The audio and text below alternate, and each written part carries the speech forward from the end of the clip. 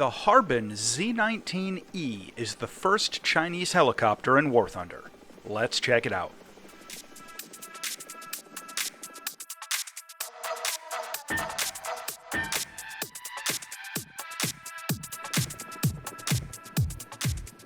The Chinese Z-19 is the final evolution of a line of helicopters that started in France back in 1972. Sud Aviation developed the SA-360 Dolphin medium utility helicopter to replace some older models that were still in service. This was refined into the Eurocopter SA-365 Dolphin II, which was enormously successful on both the military and civilian markets. The Chinese aviation firm Harbin licensed the design back in the 1980s and started producing it as the Z-9, where it immediately became very successful domestically for China. Over time, gradually more of the parts were sourced from Chinese suppliers, until fully Chinese-built examples were flying in the 1990s. Around the same time, Chinese planners recognized the need for modern military attack helicopters, and the Z-9 was modified into the WZ-9 as a stopgap until some more modern designs became available. Well, the WZ-9 was basically the regular Z-9, but fitted with military targeting systems and pylons for anti-tank weapons. Externally, it still looked almost unchanged from the original SA-360 Dolphin. The helicopter was refined a bit further into the Z-19, which featured an extensive redesign of the basic layout, while retaining a lot of the internal structure from the previous models.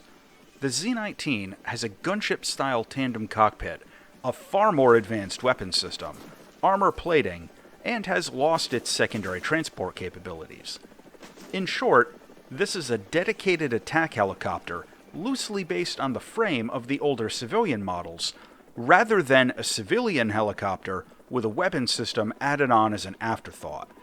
The Z-19 entered initial service with China in 2012, making it one of the most modern vehicles in War Thunder, and it's currently being offered for export as the Z-19E, which is what we get in the game. The Z-19E is a premium helicopter in Rank 6 of the Chinese tech tree with a battle rating of 10.3, and it's the first Chinese helicopter added to the game. This helicopter has a fully modern weapon system with an advanced sensor suite, giving you everything except a radar set. It has thermals, an auto tracker, a ballistics computer for its unguided rockets, and an incredible 81x optical zoom. Its defensive systems are less impressive. It gets countermeasures, but only 48 charges, and it has the various warning sensors, but no infrared dampening. The loadouts the Z-19 carries have a pretty standard selection of rockets, gun pods, and missiles. A notable detail is that this helicopter doesn't have a built-in gun of any kind, so the low-caliber machine gun pods are all that it gets if that's your thing.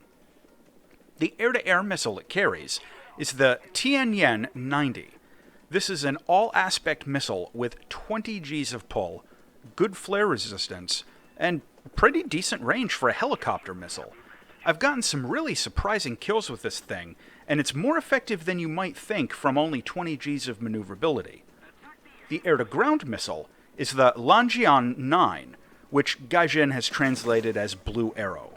This is a pretty basic laser-guided anti-tank missile with a semi-ballistic flight profile, but a somewhat small warhead, only about 2/3 as strong as a Hellfire and roughly 1/2 as strong as the Russian Viker missile. The flight performance of the Z-19E is very good. This is a lightweight helicopter, and if you're not in hover mode, you can throw this thing around like a rag doll. It'll speed up quick and slow down just as fast. It can do barrel rolls, loops, and basically every advanced helicopter maneuver. It's reasonably fast, but it won't be breaking any speed records, and it has really quick collective and cyclic response. The rotation feels a little odd compared to some other helicopters, probably a result of the fenestrine tail assembly, but it'll only take a couple of flights to get used to it. Taking the Z-19E into combat is tricky, but it can be pretty rewarding. There are some details to consider. First, this is a fragile helicopter. Like, very fragile. It has no meaningful armor protection, and roof-mounted machine guns on enemy tanks are a serious threat if you're within 800 meters or so. And despite the small size of the Z-19, it's a bullet sponge if you get too close to the battlefield.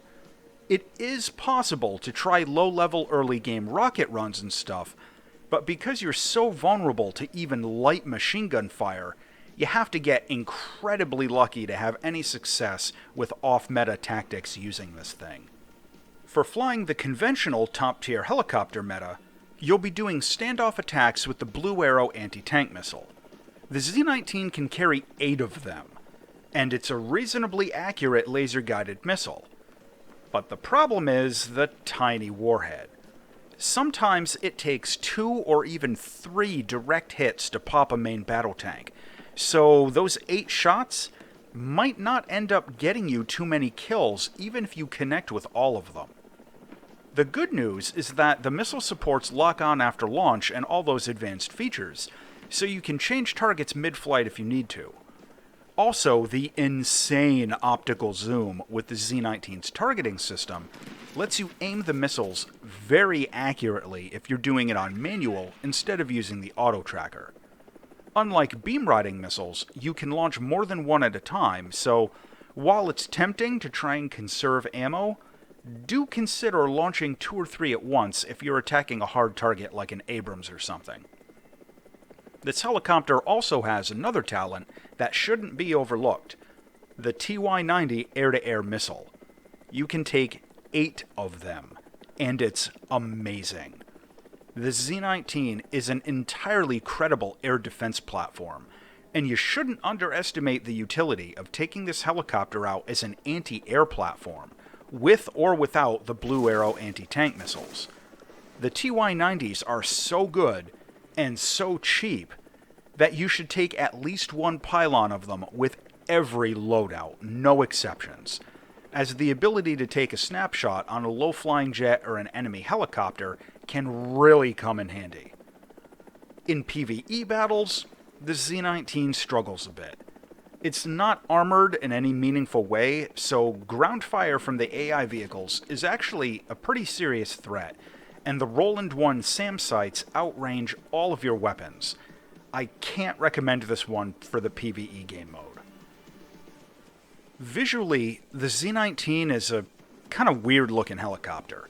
Its lineage from a civilian passenger chopper is pretty obvious, and the only skin it gets is the manufacturer's static display promotional paint job, which looks kind of goofy in my opinion. Thankfully, there are already half a dozen great custom paint jobs up on War Thunder Live, so make sure you check those out. Landing the Z-19 is actually pretty easy compared to some other helicopters with landing wheels. As long as you don't have too much momentum, the thing is light enough that your wheel brakes can actually be useful, and doing a rolling stop actually works pretty well most of the time. Overall, the Z-19E has good landing performance. To close out on the Harbin Z-19E helicopter. This thing has an incredibly advanced targeting system, very effective air-to-air missiles. It's fully aerobatic. It's really cheap in terms of spawn points, and it gets premium bonuses. However, it's basically made out of cardboard. Its anti-tank missiles frequently require at least a double tap to kill targets. Its supply of countermeasures is a little low, and it doesn't have a gun turret. The final verdict on the Z-19E is that right now, this fills a gap for Chinese high-tier close air support and is a very welcomed addition to the tech tree. Given how easy it is to shoot this thing down, some players might feel a little bit of buyer's remorse, so if you're thinking about getting this, make sure you test flight the hell out of it, and make sure that you're really comfortable with its weapon system first. As always, thanks for watching.